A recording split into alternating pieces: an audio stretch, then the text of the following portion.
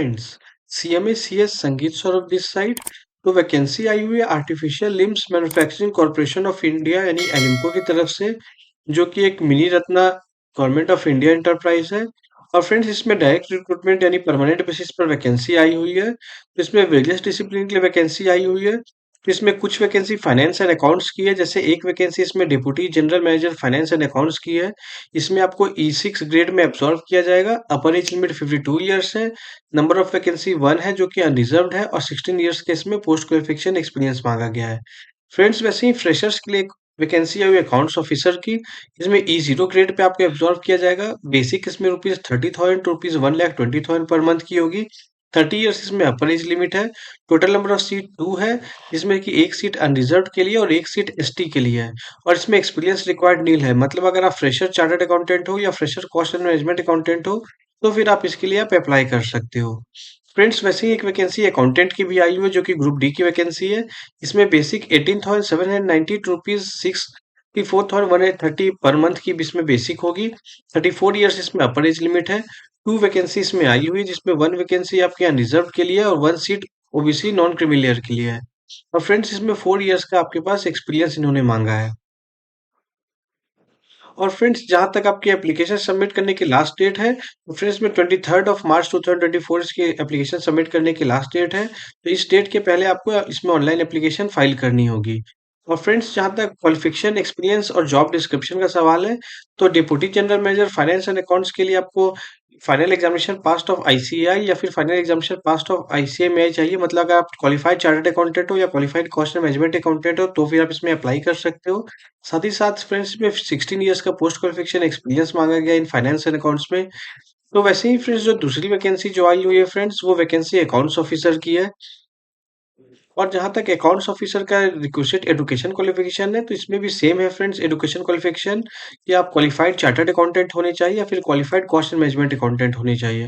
जहाँ तक mode of selection का सवाल है फ्रेंड्स, तो उन्होंने बता रखा है कि स्कोप ऑफ सीएमए और CA is required, score of CMA और सीए इज रिक्वायर्ड। तो फ्रेंड्स, इसमें फाइनल सिलेक्शन आपका सीए या फिर सीएमए के स्कोर कार्ड पे किया जाएगा। तो और in the order of merit, जिनका ज्यादा स्कोर होगा सीए या सीएमए के रिजल्ट में, उसी बेसिस पे इनका सिलेक्शन किया जाएगा। और फ्रेंड, जहाँ तक अकाउंटेंट का सवाल है, तो अकाउंटेंट में इन्होंने बोल रखा है कि full time graduate in commerce, मतलब अगर बीकॉम कर रखा है, तो फिर आप एलिजिबल इसमें अप्लाई करने के लिए। साथ ही साथ इन्होंने बोला है 4 year experience in accounting function. तो अगर आपके पास 4 साल का अगर एक्सपीरियंस अगर अकाउंटिंग फंक्शन में है, तो फिर आप एलिजिबल हो उसमें अप्लाई करने के लिए।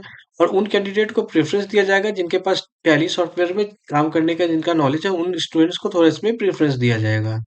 और फ्रेंड्स, जहाँ तक सिलेक्शन प्रोसेस का सवाल है, तो उन्होंने जैसा कि मैंने आपको पहले ही बताया कि आपके अकाउंट्स ऑफिसर का सिलेक्शन जो होगा वो आपके सीए सीएमए के मार्क्स के बेसिस पर होगा। और अकाउंटेंट का सिलेक्शन आपका ऑनलाइन, जो आपका रिटन टेस्ट होगा, उसके बेसिस पे आपका सिलेक्शन किया जाएगा।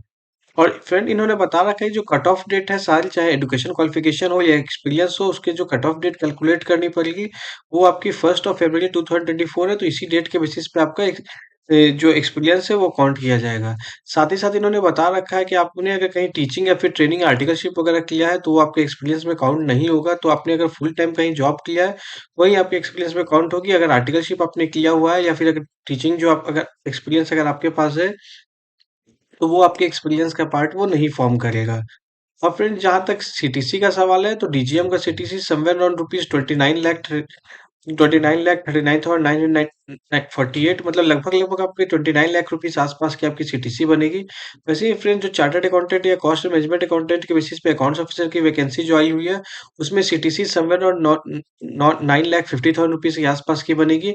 और जो ग्रुप डी में आपकी अकाउंटेंट की जो वैकेंसी आई हुई है, समवेयर अराउंड रुपीज 5,82,552, यानी समवेयर अराउंड 6 लाख रुपीज की आपकी इसमें सीटीसी बनेगी। और फ्रेंड, जहाँ तक अप्लाई करने का सवाल है, तो इन्होंने इस डिस्क्रिप्शन, इस रिक्रूटमेंट नोटिफिकेशन में इन्होंने यूआरएल लिंक दे रखा है। तो इस यूआरएल लिंक पे आप क्लिक करें और क्लिक करके आप ऑनलाइन एप्लीकेशन इसके आप फाइल कर सकते हो। और जहाँ तक एप्लीकेशन फी का सवाल है फ्रेंड्स, तो अगर आप अकाउंट्स ऑफिसर के लिए अगर अप्लाई करते हो, तो 500 रुपीज आपकी एप्लीकेशन फी है। हालांकि अगर आप अकाउंटेंट के लिए अगर अप्लाई करते हो, तो ₹250 इसकी एप्लीकेशन फी होगी। हालांकि इन्होंने बता रखा है कि अगर आप एसटी एससी पीडब्ल्यूडी या फिर डिपार्टमेंटल कैंडिडेट अगर हो, in that case you are exempted from the payment of application fee. Friends, मैंने इस वीडियो के डिस्क्रिप्शन में मैंने इस रिक्रूटमेंट नोटिफिकेशन को मैंने डाल दिया है। तो आप एक बार अपनी एलिजिबिलिटी क्राइटेरिया देख लो। अगर आपने चार्टर्ड अकाउंटेंसी को अगर आपने फाइनल एग्जामिनेशन पास कर रखा है या फिर सीएमए का आपने फाइनल एग्जामिनेशन अगर पास कर रखा है, तो फिर आप अकाउंट्स ऑफिसर पोस्ट के लिए आप अप्लाई कर सकते हो। अगर आप एक्सपीरियंस आपकी नहीं भी है तो भी आप अप्लाई कर सकते हो, क्योंकि इसमें नील एक्सपीरियंस मांगा गया है। और अगर आपने अगर बीकॉम अगर कर रखा है और आपके पास 4 ईयर की अगर एक्सपीरियंस अगर है, तो आप उस केस में आप अप्लाई कर सकते हो अकाउंटेंट वैकेंसी के लिए। तो फ्रेंड्स, एक बार आप अपनी एलिजिबिलिटी क्राइटेरिया को आप देख लें। अगर आप एलिजिबल हो इसमें अप्लाई करने के लिए, तो you could apply for this. Friends, this is all government job updates as of now. Very soon I'll come up with updates on another government job vacancies. Till then, take care and subscribe our channel. Thank you.